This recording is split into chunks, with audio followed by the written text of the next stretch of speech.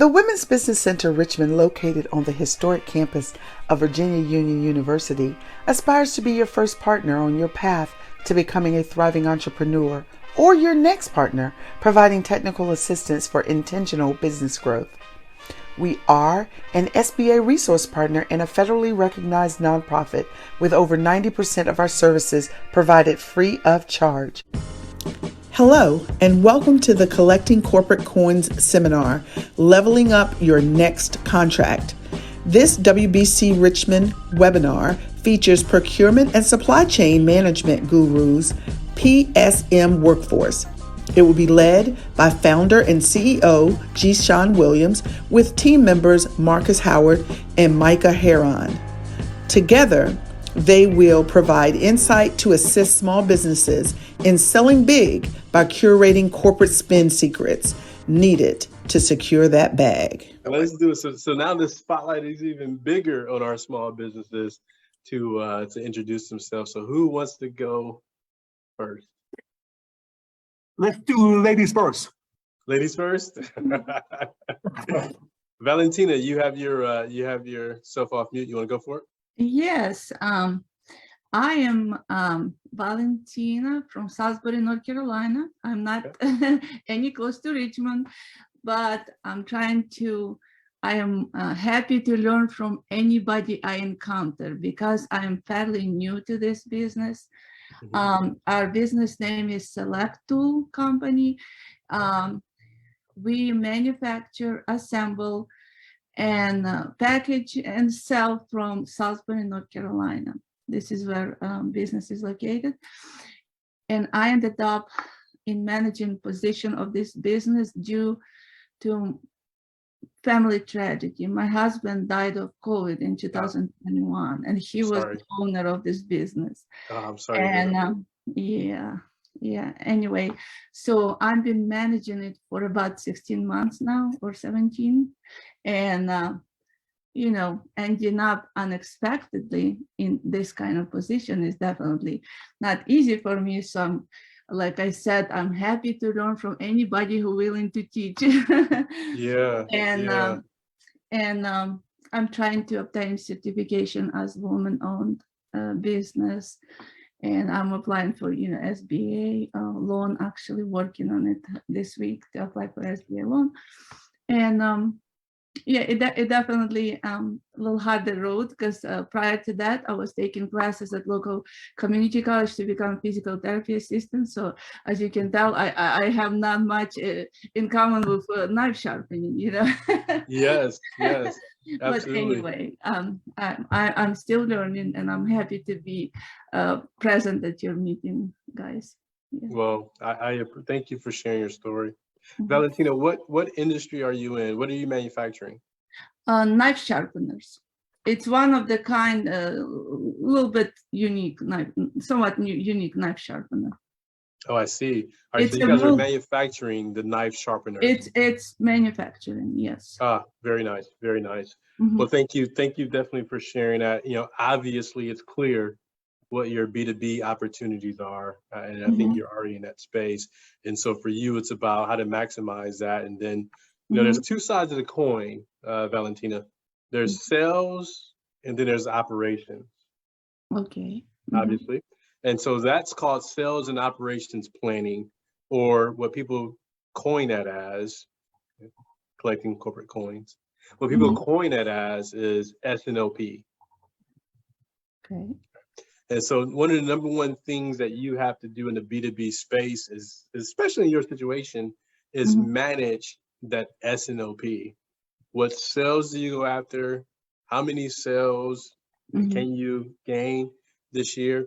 And then do you have the right operational execution to be able to retain those sales and grow those sales? And so that's a big area for you as a leader, especially, after 16, 17 months, you're kind of getting your arms around everything. And so a big area for you as leaders to balance those two areas. And so we'll talk a little bit about that. And we'll get into how you fit into the corporate structure. But for you, you're going to have a little bit a different client. And so you got a good balance between B2C and B2B. Do you know your balance today? How many clients do you have in the B2C space? We actually have two stores, mortar brick stores that purchase from us at wholesale price. And one of them is Blue Ridge Knives store. And another one is Lehman's. And Lehman's store is non-electric products. It's a Mennonite Amish run. So they've been buying from us for a while. My husband had this business, ran this business for 5 years. Yes. It was some things were established. So another thing we do is we're recruiting live demonstrators. We have a couple guys that buy from us at the wholesale price and sell at gun shows, home shows. Basically, this tool is geared toward outdoor people, fishermen, hunters. Yes, yes. But, you know, the beautiful thing is that where there's a knife sharpener opportunity. Yeah. I love it. I love it, Valentina. And I want to come back to you and hear more about your story as we go through this. And definitely, let's think about, man, is there opportunities for you in the corporate America space too? That's my challenge for you, Valentina. So yeah, I actually thought of something a few days ago. This sharpener, as it sharpens more than just knives, it would be probably good thing for Boy Scouts. And I have in my mind someday soon to contact somebody locally and maybe donate to them how many of them they need so they can try it out and I would receive feedback from them. I agree with you, Valentina. But this one, I said I'll come back to you. Fine, Valentina. You're like, you know what? It's a small group. I am going to hog this time, and I don't blame you. You should. And so when I think about camping and I think about fishing, I think about those campers and I think about those fishermen. But then I also have to think about, well, where do they shop? And so immediately I think about Dick's Sporting Goods. That's where they shop, right? They shop at Campers World. They shop at Bass Pro. And so those are the corporate clients that I want to go after because they can give me more mass, because that's what you are. You're a manufacturer. And so we want to manufacture in mass. And so those are the corporate clients that I want to look at because they're going to get to my B2C clients a lot faster and cover a lot more ground than I can. Okay, definitely. All right. So you owe the Women's Business Center about $50. That was free consulting. Thank you. I look forward to catching up with you more, Valentina. All right, cool, man. We're off to a great start. Again, what we're doing is we're looking at how can we take what we do, we're not already, and if we haven't already penetrated corporate America. And so corporate America, is that just like that brick and mortar building with all that fancy stuff that I'm not sure of? No. In this particular situation, we just talk about Dick's Sporting Goods, right? That's a corporation, and we got to get into their supply chain and know how our product or our service fits into their supply chain. So we're off to a great start. Who wants to introduce yourself next? I can go next. Hey, Brittany. Hi, how are you doing today? And feel free, no pressure, but feel free to turn on your cameras. You don't have to worry about your hair. Don't worry about your outfit. It's all good. Look, it's all good. I promise you. Actually, I don't have that option available to me. We got to see if we can give you that option. We're gonna see if we can give you that option. As the one that has suit and tie, of course you were prepared, so you're gonna be on the camera regardless. But it's a bad hair day for me, so see, look, it's balanced. What's up, Brittany?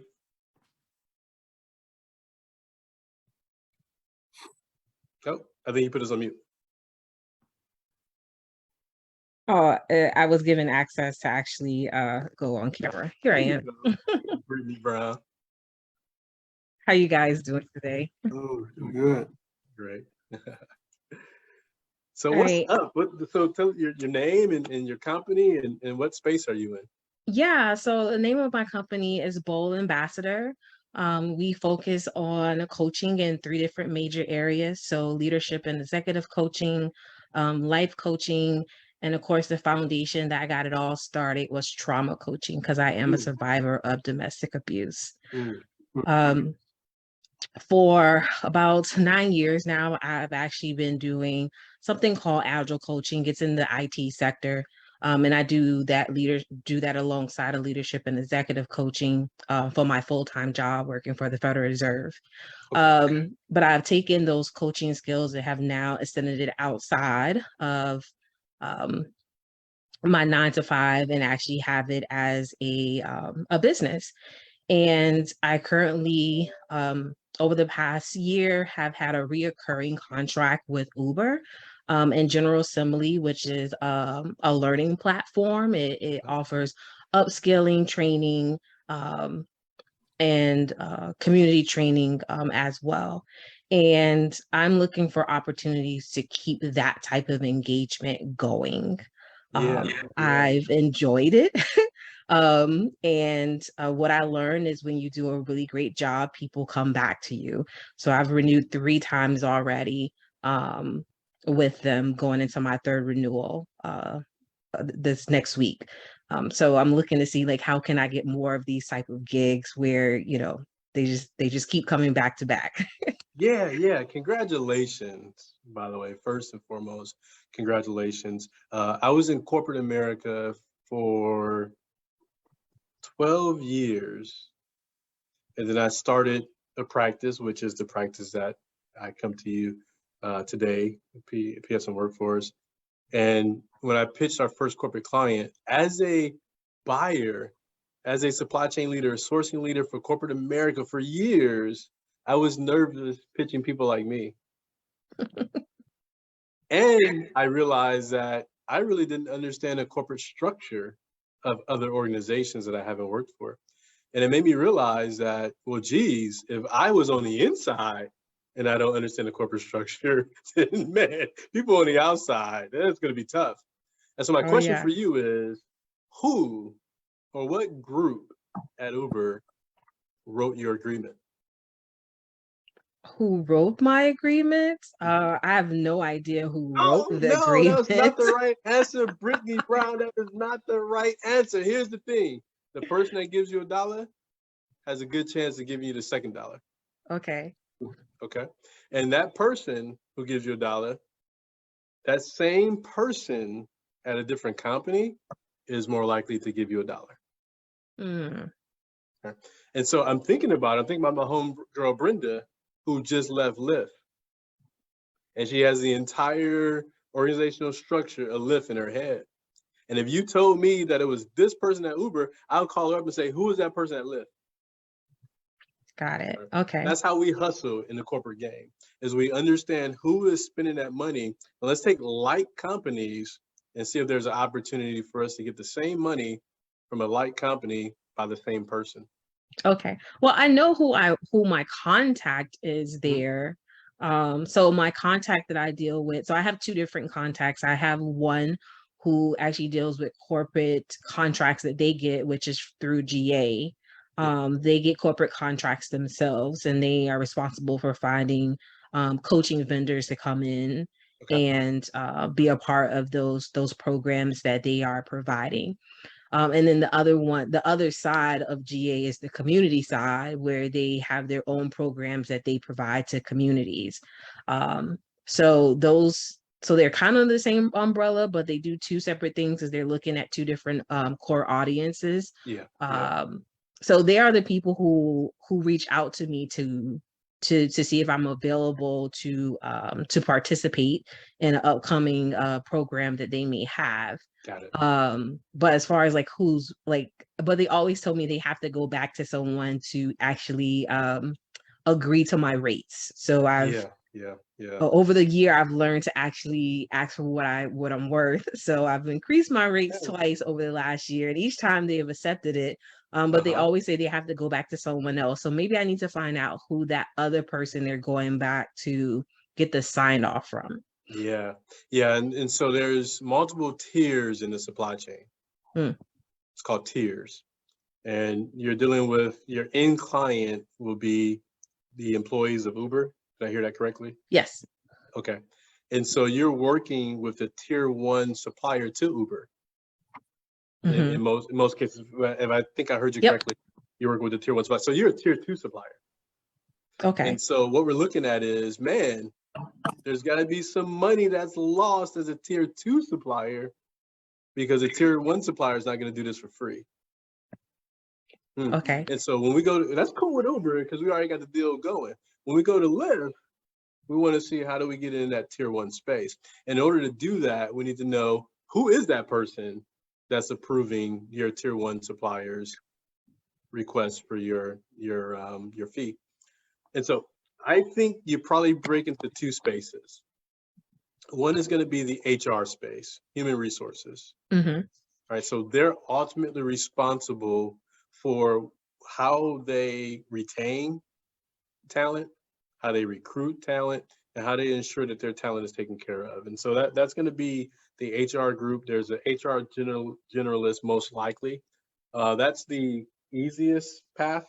And then there's another path, which is interesting, which HR owns. It's called EAP. Have you ever heard of the term EAP? Employee something program. You got it, Employee Assistance Program. Yes. And so you fall very well into EAPs. Now, interestingly, most corporations don't manage their EAP. And so there's another third party that's managing their EAP. And you have to figure out who that third party is as well. So look at EAP providers, because that's going to be your B2B hookup, right? We got to find those EAP providers across the country, because that group is going to have the large corporate agreement, and they're going to be looking for folks to come in and do what you do under them in a lot of cases, so they can help you make more traction fast. Oh man, this is too good. This is too good. Okay. I can do this all day, but we got to move on. Brittany, Valentina, I promise you we're going to come back. We got so much stuff to do today. I got time for one more. Just one more. Thank you. Absolutely, Brittany. No problem at all. Is there anyone else who wants to introduce yourself? And I saw Dr. Danny. Hey, Dr. Danny. Man, this is good, Dr. Danny. You set me up. You set me up on this one. No, I just think that I hope that our clients appreciate the value of, on the fly consulting with your company and your expertise. Again, a lot of times these conversations are limited to, who and we're trying to bring that to. So we appreciate you and your team making yourself available in this way. Thank you. Oh yeah, no problem at all. This is just us hanging out virtually. Wait till we get face to face, Dr. Daddy. I could bring some of my friends with me, right? And so Brenda, let's see if she's available to make the trip with me. And let's bring these leaders from corporate America and let's break down how we spend money and what that means to you. But I guarantee you, Dr. Danny, your clients would need to understand the reverse as well. All right, how do I make money in corporate America? It's a two-way street. Here's the thing that always surprised me, is that in a lot of cases, when you have corporate sourcing professionals and they're teamed up with the business unit and they're figuring out which small businesses would be the right small businesses to spend money with and build relationships with, in a lot of cases, it's too overwhelming. And so what they simply do is they look at who have we used in the past, and if nothing is wrong with them, let's just renew the contract with them. And so in a lot of cases, not only as a small business do we have to understand where do I fit into this corporation spin, right? For Dick's Sporting Goods, it'll be accessories. So that's your actual merchandising category, Valentina. And so when you call them, you don't just want to speak to somebody random. You want to speak to the accessories category manager, because that's the person that's going to care about the type of product that you're manufacturing. And they love manufacturers, by the way. They love manufacturers. In fact, a good friend of mine, we just met and we became instant friends, Chris. He's leading up all the sourcing over at Dick's Sporting Goods. So let's talk about this afterwards and see what that means for you. But accessories is a category that you want to focus on. And so it's important to be able to navigate, again, this is exactly what we're talking about, navigating that corporate climate, navigating that environment to see how you fit. Because one, they're busy. Folks that are spending the money are extremely busy.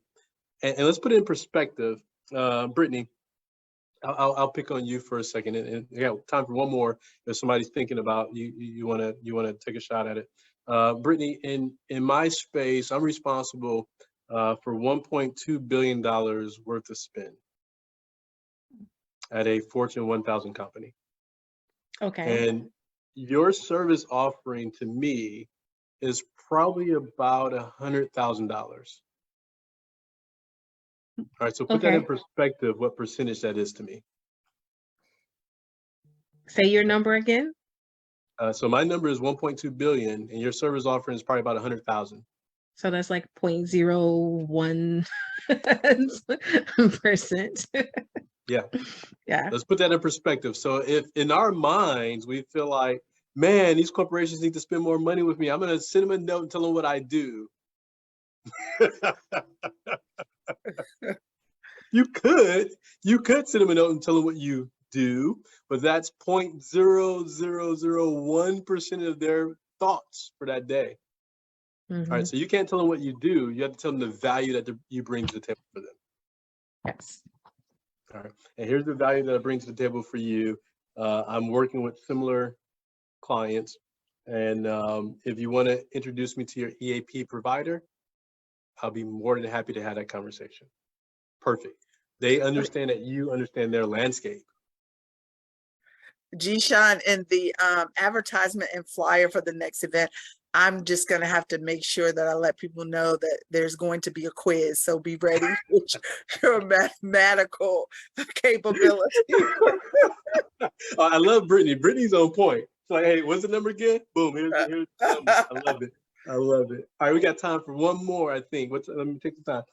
Is there anyone else? Anyone else? Like I told you, it's a small group, so we can be more customize this more for you. Going once, twice. Right. Okay. We'll move forward. I just want to share a little bit about my background, because I put in context kind of the areas that I've worked in and then the things that I've sourced in my career. So it's been 22 years. I can't believe I'm saying that. It's been 22 years since I've been in corporate America. Had the opportunity to spend a lot of money with a lot of companies. Personally, I've negotiated over $2 billion worth of spend in different contracts. I've probably been responsible for over $20 billion in my career, for my teams, my direct reports. I worked for Intel. I worked for Silly Mattress Company. I worked for Pulte Homes. I worked for US Vaco, Bristol Myers Squibb, Floor & Decor. It's been an amazing career, but what I love the most about it is working with my colleagues and with my peers and talking about these small businesses that we've made millionaires. That's the best part, is to know that we worked with a small business and the last 7 years they've hit 7 figures and they're well on their way to 10 million. That's the fun part. And so I'm excited about, what the Women's Business Center Richmond is doing for you, their clientele, because these are the type of conversations that are not always had. And I'm glad we have an opportunity to have this very transparent and intimate conversation in this situation. So enough about me. I have my team here with me today, and I'm very happy that Marcus Howard has been able to join us. And so Marcus was on the sales side and the sourcing side. So he's on both sides of the table, and he has that background in both spaces. I just got a quick question. We're gonna go to the next page, but my quick question for you, Marcus, is which one do you like better? You know what, G-Sean? It's a double-edged sword, right? I mean, it really is. But I would have to say sourcing, and I say that only because with the sales side, right? With the sales is fun, it's exciting, but you always have that hand that's right here, that hand of pressure to say you've got to make those numbers. You just got to make them. I mean, you have to on the sourcing side too, as far as staying within that budget. You have to make sure that you negotiate the right pricing, right? Price increases. But on the sales side, you really have to, no matter where I was traveling, I knew before I get back on that plane, I had to make sure I have that number met, because on Thursday or Friday, when I have that call, they're going to say, what did Marcus Howard do? We don't care about where you were, who you met. Did you close the deal? Right? So I always knew, okay, I got to have something in my hand. So with that pressure being gone now, I'm able to use my sales skill sets as far as negotiation and building relationships and cultivating relationships, and just being able to, use that savviness to bring it to the sourcing side to say, hey, I'm now working with vendors, being a prior vendor, right? So I know all the tricks of the trade to say, hey, you can't get me with that. I know exactly where you're going because I've been in your shoes. So it's really cool now to be on this side to really see the business aspect of it and to kind of change hats and sit on this side of the table to say, hey, let's negotiate this deal. So I would say sourcing. Sourcing. I got a chat, Marcus. I can't say who. Someone sent me a chat and said, if you're going to put us on the spot, you got to put Marcus on the spot too. Okay. Hey, it's all, hey, look, hey, I'm here for it. Let's do it. And so, but I'm going to give you time. But here's my question. I'm going to come back and get the answer from you in about 7 to 10 minutes.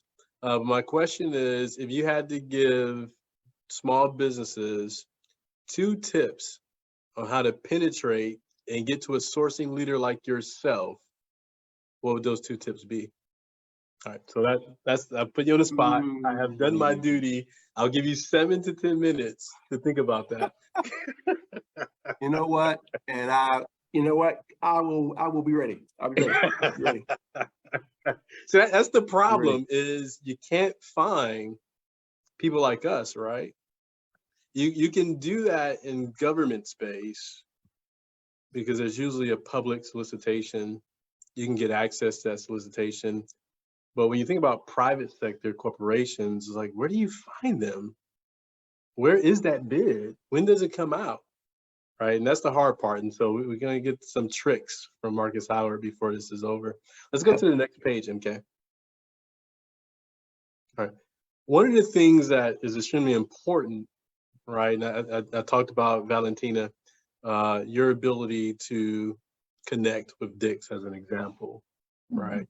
One of the things that's extremely important, what you'll need to do, right? So what do you need to do in order to shape that conversation is you need to understand how you fit into their supply chain. Right? Yeah. And one of the first steps of how we fit into their supply chain is defining what we source, what we shape, and what we ship, or defining what we design, what we develop, and what we deploy. And so the beautiful thing, Brittany and Valentina, is that I'm glad both of you ladies volunteered. Thank you. And both of you ladies are in each space, right? So Valentina, you're in the product space, and Brittany, you're in the service space. Okay. And so what we have to do simply is understand what we source, what we shape, and what we ship. If you're in the product space, that is your supply chain. And if you're in a service space, is more so what you design, what you develop, and what you deploy. All right, so Brittany, Valentina, you want to play a little game? We can try. We can try. I love it. I love it. See, Brittany didn't say anything. She went quiet on me. I'm still here. We can play. We can play. My kid is asking me about homework in the background, so. Understood. And so my question to you ladies is ultimately, what do you ship or what do you deploy? All right, we could go through this. We don't have time to do the source, shape, or the design, develop. I just simply want to know, Brittany, what do you deploy? And I want to know, Valentina, what do you ship? And if you tell me consulting or knife sharpener, that's not what I'm looking for. Because remember, when we make that connection with B2B, we got to give them value in that conversation. And so the value is, how do you fit into their world? So I'll tell you one thing I discovered that I didn't realize that I was doing. So with my last cohort, when I got my feedback from them, across the board, all of them said I helped them build their confidence. And even though we did not have any sessions on confidence or self-worth or anything like that, that's what they took away from working with me for 3 months, is their confidence was upgraded.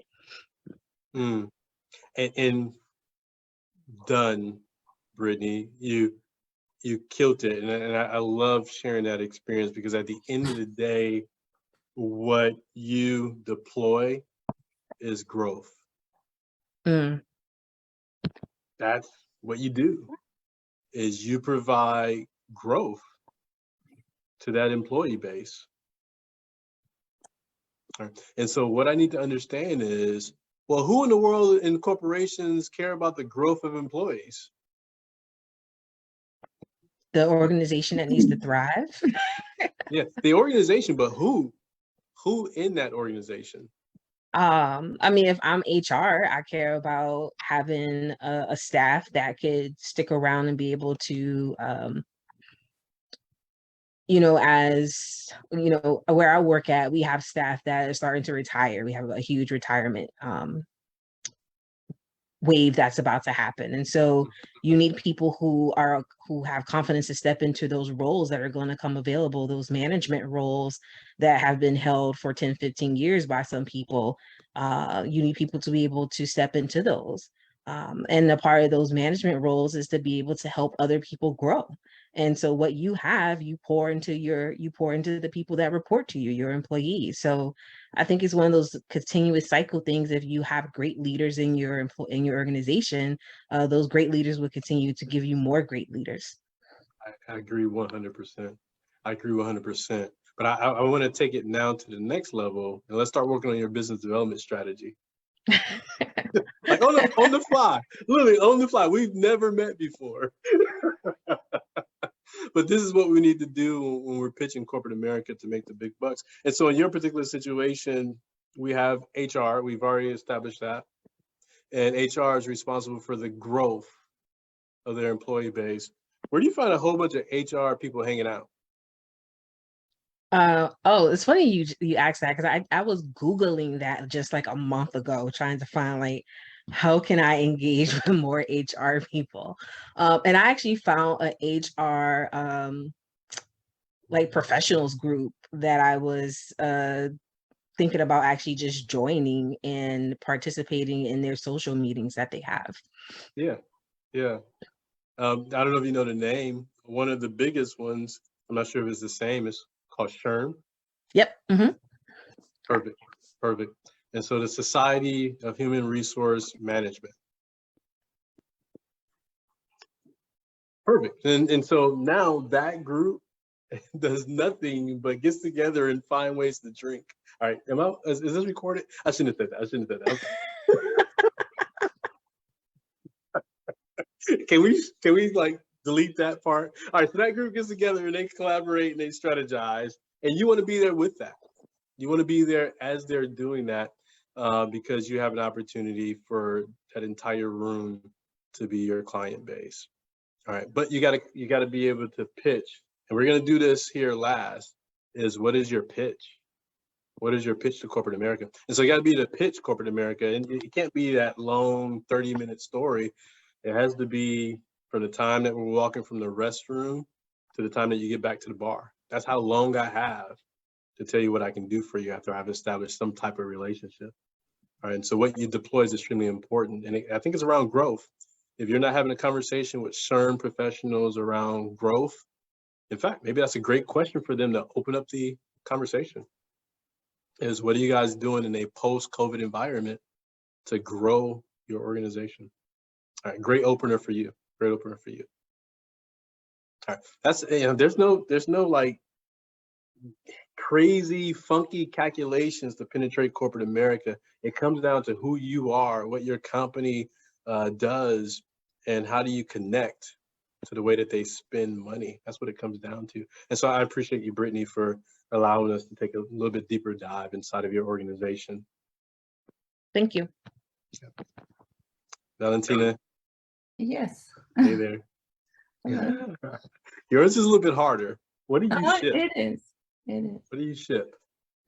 Well, I was thinking while we listen to your interaction Brittany? with Miss Brittany. Yes, I think we provide the solution to the problem that people have in general, is a dull knives and hard to find, easy to use sharpener. Some households have few of them, and they don't like any of them.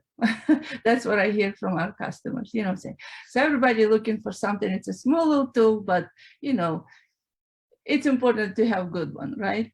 So Yeah. I would say that we have an answer to the need of easy to use, lightweight, portable. It's non-electric, it's manual, lightweight sharpener that you can carry in your pocket. It's basically 6.5 inches.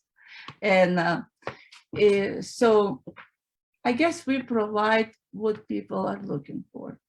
Yeah. Generally speaking. And so the question that I have for you is, I agree with you. That's what you shape. Mm-hmm. But you didn't tell me what you ship. What I shape. That's what you shape. That's right. You shape that product. But what you ship and how you ship is just as important. Right. All right. And so when I think about, what would be the answer to that question? What do we ship? Because I never thought of it. Nobody ever asked me that. Yeah, no, that's a good question. And so is a big difference between we ship 1,500 restaurants across the country for Olive Garden. I see. Versus we ship 3 distribution centers for Dick's. And before I can have that conversation with Olive Garden, before I can have a conversation with Dick's, I got to know whether or not we can really do that. Okay. Yeah. And so I know we shape, but it doesn't tell me my supply chain of how I get that product to prospect clients. Right. John, I think Brittany shared some things. She had convenience and mobility. I thought about the convenience piece, but I also thought about, just ease of access, right? So the ability to source a product, the right product, and it to be there at the right time, that is a convenience play. So I just wanted to share that in case you hadn't seen it. I saw it in the chat. Yeah, I didn't see it, but I love it. And I'll take that convenience for a second, in the fact that Firebirds is a restaurant, right?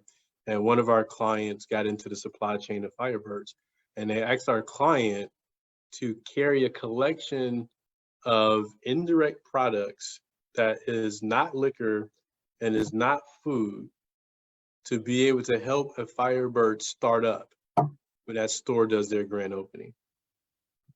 Guess what one of those items were? Knife sharpeners. What? Get out of here, right? And so it's being able to understand, well, one, it might not be convenient for a large corporation just to buy my product in addition to all the other products. The same conversation that I had with Brittany, 0.0000001%. And so in some situations, what we have to find is, who's that intermediary? Who did that company source to find companies like me? Mm-hmm. All right. So sometimes we have to find that intermediary. But again, we got to know how we're shipping them. We got to know how we're shipping them in our situation. So obviously, I've never met you before, Valentina. I've never met you before, Brittany. I can be completely wrong about your business, but hopefully I'm not. And there was a little bit more insight to give you guys things to think about. Yes, thank you. Yeah, absolutely. Absolutely. All right, let's go to the next page. If everyone can kind of get their arms around what you source, shape, and ship, or what you design, develop, and deploy, I want to talk about the money. Let's talk about the money now. Again, this is like the accelerated version, because we got to get ready to have those conversations with corporations when we do the face-to-face, which I think is next month, right? We're doing.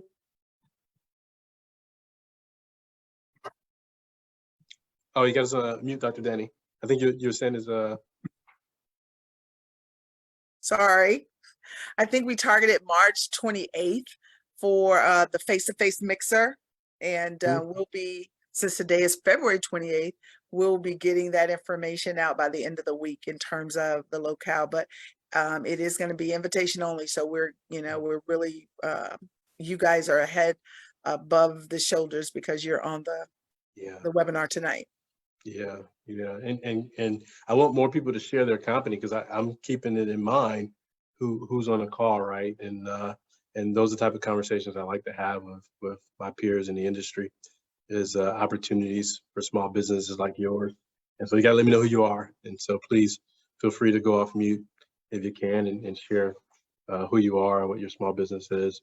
Let's talk about pricing for a second. So there's market-based pricing, and then there's cost-plus pricing. And there's a big difference between the two. And I think, Brittany, you said it very well earlier, is that you started asking for what you're worth.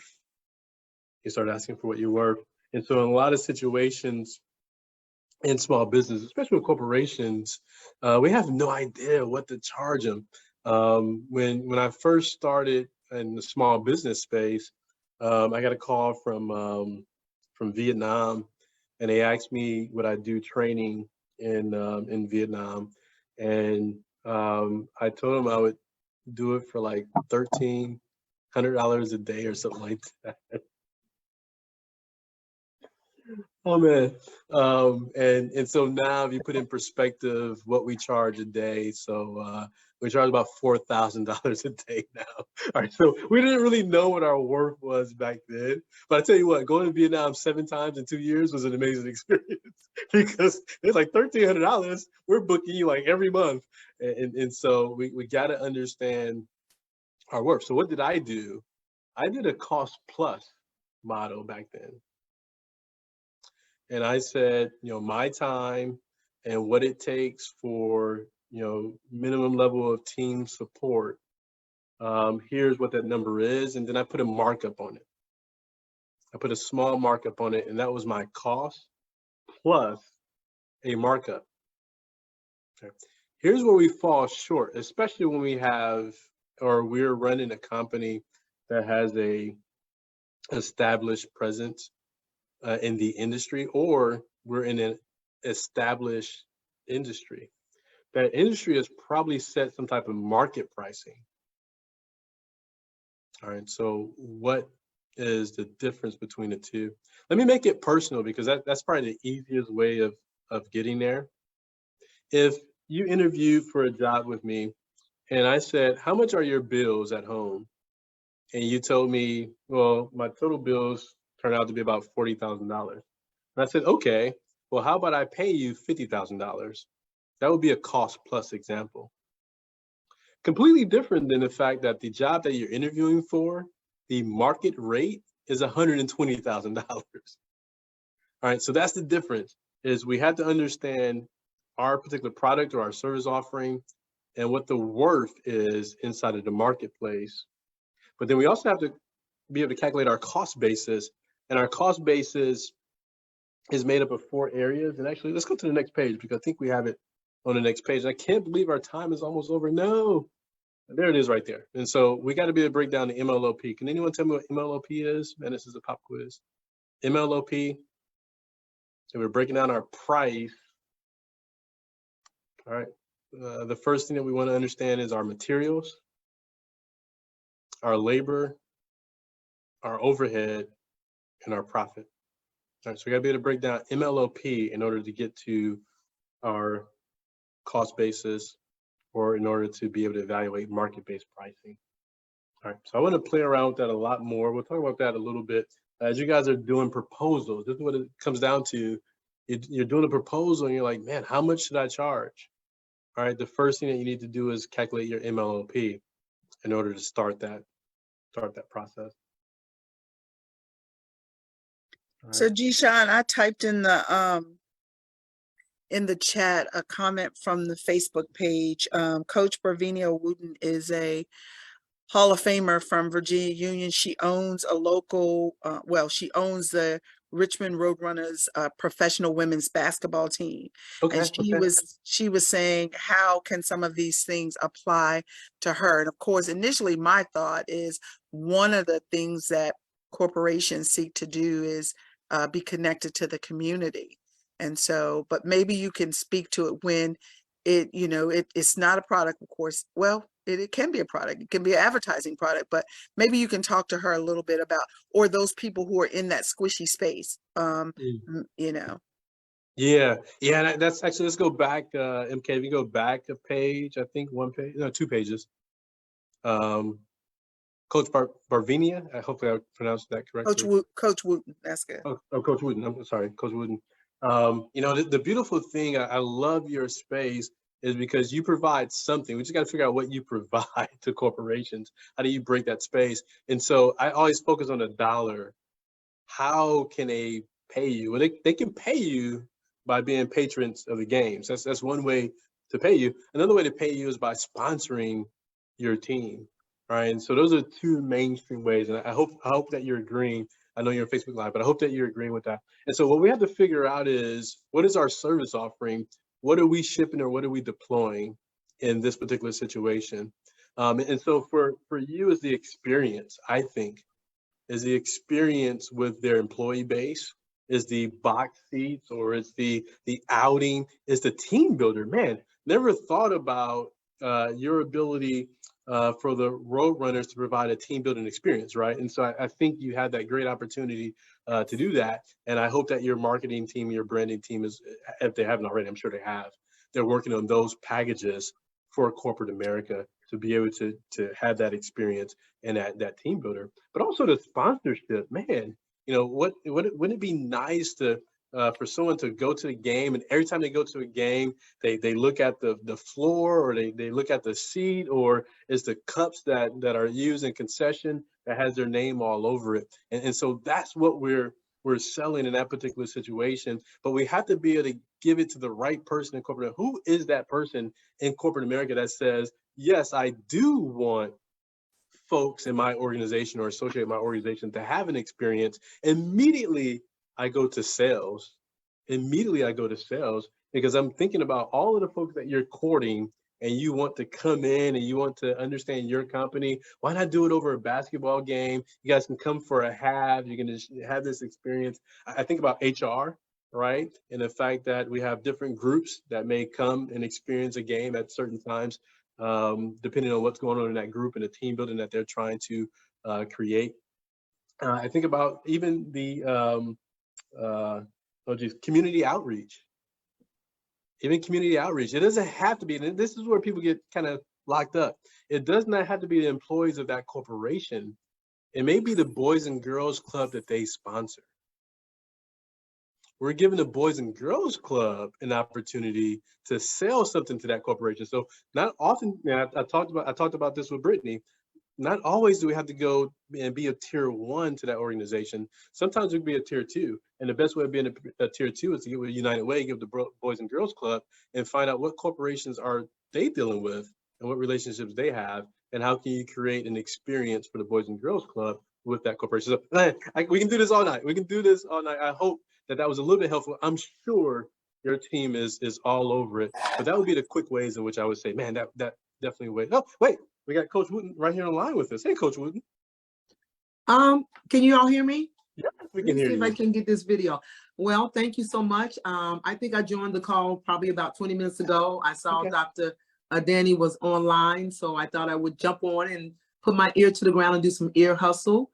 So again, my name is Barvinia Wooten, and I'm the owner and CEO of the Richmond Roadrunners women's professional basketball team.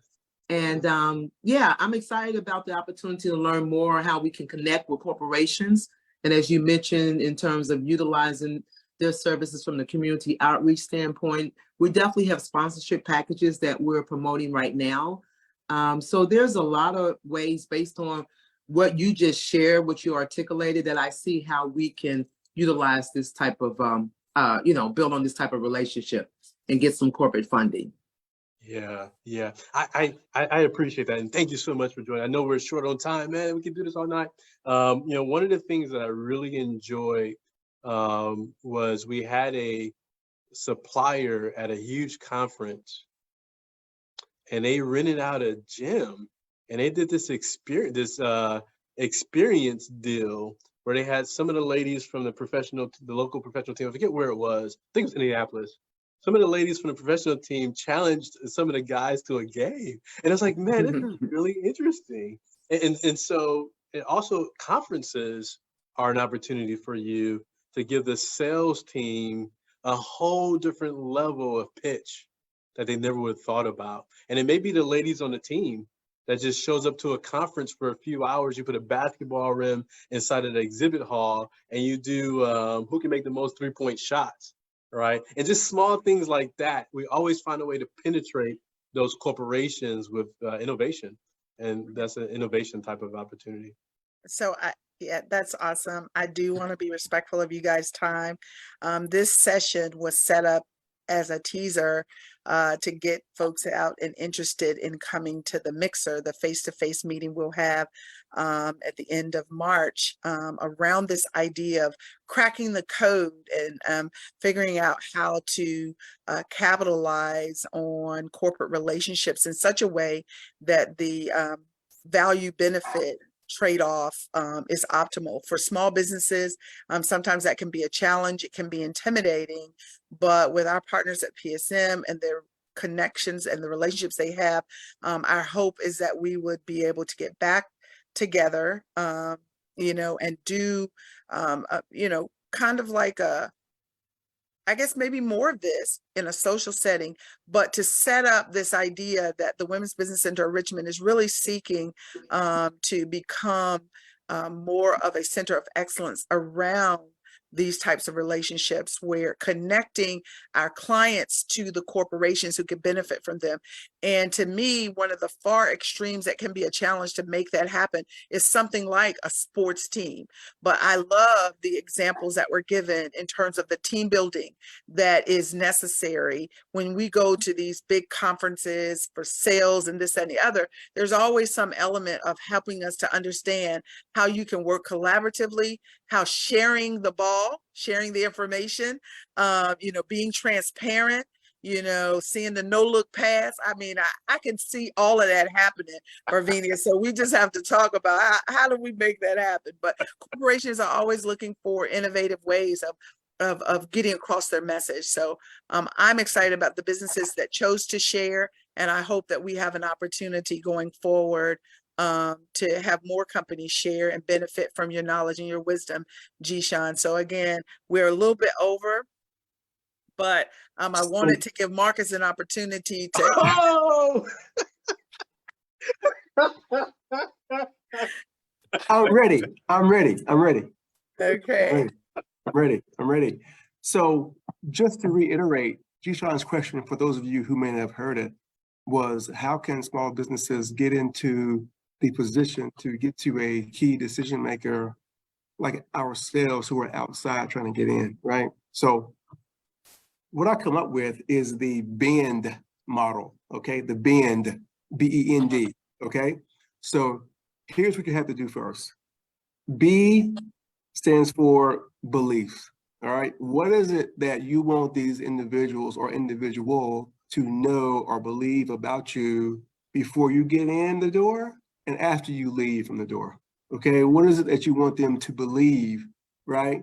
That they know with infallible proofs that, okay, I believe this about this individual and their business. That's the B, okay? The E stands for evaluate.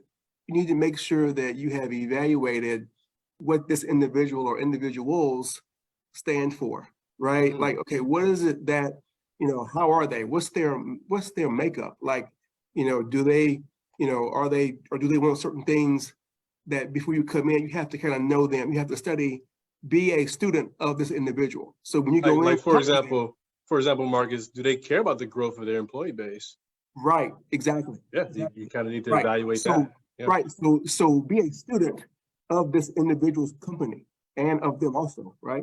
So the end, all right, the end is the needs, right? What is it that they need, right? Because if you don't know what they need, you can't supply it, right? You can't go in saying, we're coming in here with polo t-shirts, example. And let's just say they all are wearing uniforms to work every day. They don't need that, right? So find out what they need, the end. So the D, lastly, the D stands for desire. What's their desire? Now you may say, Marcus, that's close, need, desire, but it's different. A need is a need, and a desire is something that they want, what they would want to see happen, or what they would want to have, like on their wish list, right? What's their desire? What can you give them that they've been looking for and asking for, but haven't been able to get yet? Having that X factor, right? That X factor of, hey, I can deliver this, right? You've been wanting this, and no one's been able to say, I can give it to you, but today I can, and here it is. So when you leave, without a shadow of a doubt, you've made a huge impression on that person. Wow, Dr. Danny, what? Believe, evaluate needs and desires. Marcus Howard just put me out of a job, so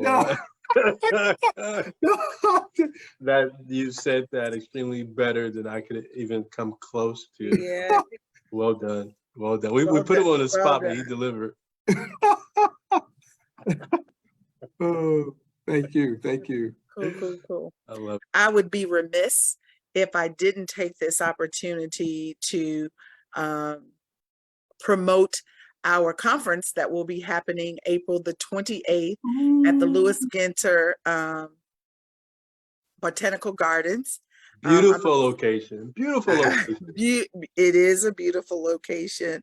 The Women's Business Center of Richmond is leading the way, presenting our second annual Winning with Women and Minorities Entrepreneurs Conference. On April 28th at Lewis Ginter Botanical Gardens, come prepared to engage with business awardees, compelling keynotes, and more. Follow us as we lead the way at winningwithwomenconference.org, where you can register today. Very appreciative of the time that was taken by PSM. You guys, you can put something in the chat. Let me know how you liked everything that was shared and that you want more. And so G-Sean and his folks will come back and they will, we'll put Marcus on the spot again, okay? Let's do it. Let's do it.